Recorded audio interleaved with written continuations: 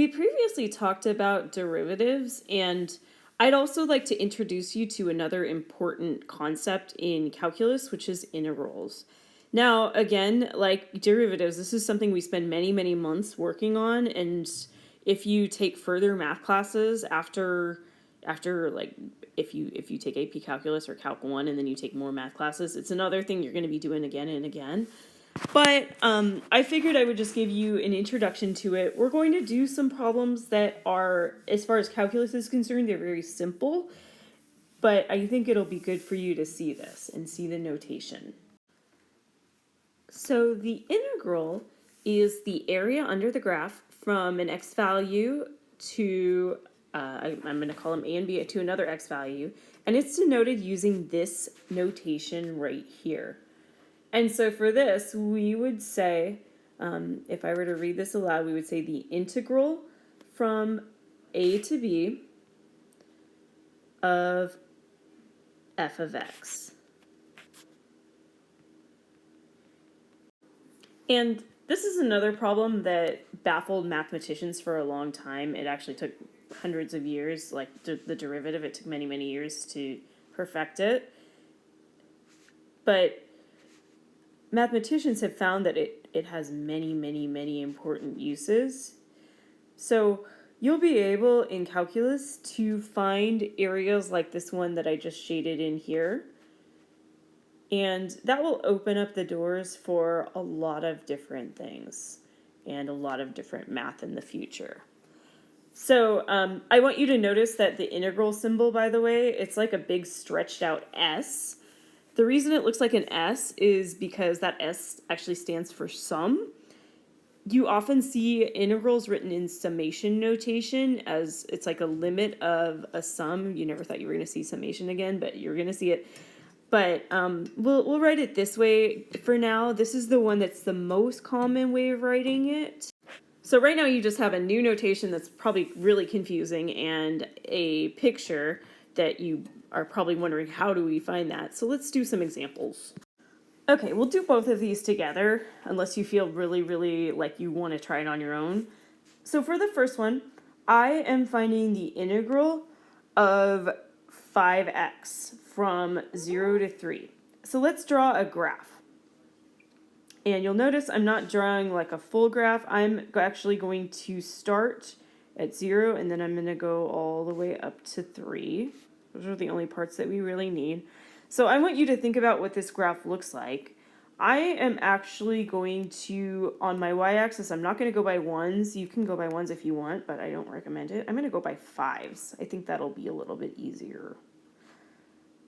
So we know that the graph of y equals 5x starts at 0, 0. You go up 5 and over 1, so up 5 and over 1 again and again. And so that graph is going to look like this. So this is the graph of y equals 5x.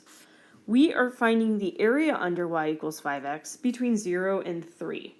So I'm going to go ahead and draw a dotted line here. Now my area here is going to be between my graph and the x-axis. It actually will always be between the graph and the x-axis unless you have an additional function, which we're not going to do those. You'll probably end up doing those second semester of calculus. So we're going to be finding the area of this right here. Now, with the confusing new notation, I imagine you might be wondering, how do we do this? But I want you to notice that this right here is a triangle. So you actually can find the answer to this using what you learned in geometry. We know the area of a triangle is 1/2 base times height. So you actually can find the answer to this problem by using that formula. Go ahead, I want you to do that right now. Pause the video. Okay, so we can figure out the base and the height based on what we know about this graph. The base right here, hopefully you can see it's 3. The height, you might be able to tell from the graph, but if you're not quite sure, you can always figure out what the y value is at that point. The y value when x equals 3 is actually going to be 15. You just plug it into the equation y equals 5x. So I have a base of 3, a height of 15. You do 1/2 base times height, and that gives you the area of that triangle, which is going to give you the integral. So 1/2 times 3 times 15. So my answer for this one, my answer for that integral is actually going to be 45/2. Okay, let's do 2 together. I think 2 is a little harder, just mainly because the geometry in that one is a little harder. If you think you kind of have an idea of what to do, or if you at least want to graph it on your own, I do recommend pausing the video to do that. All right, so for this one, we are going to start by drawing the graph. I have an intercept at 3.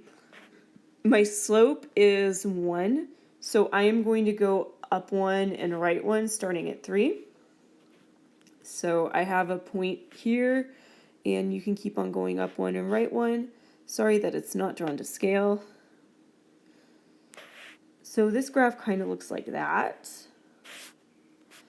And we're finding the area between 1 and 4. So my left-hand side starts at 1, and then my ending point is at 4.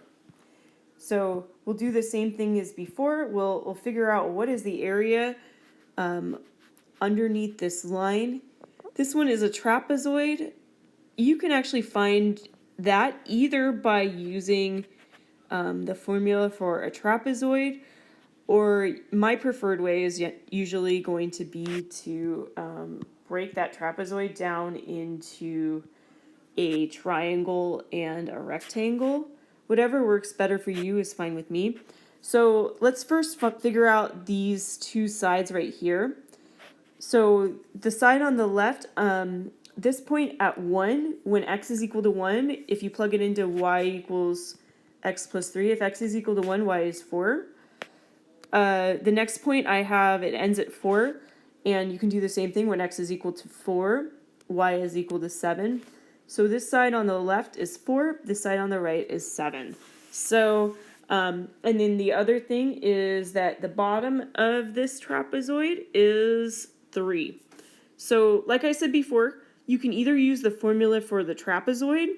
If you do that, actually, you kind of have to think of it sideways. The 3 is the height, the 7 is one of the bases, the 4 is the other base, and then the formula for the trapezoid area is 1/2 times base 1 plus base 2 times height.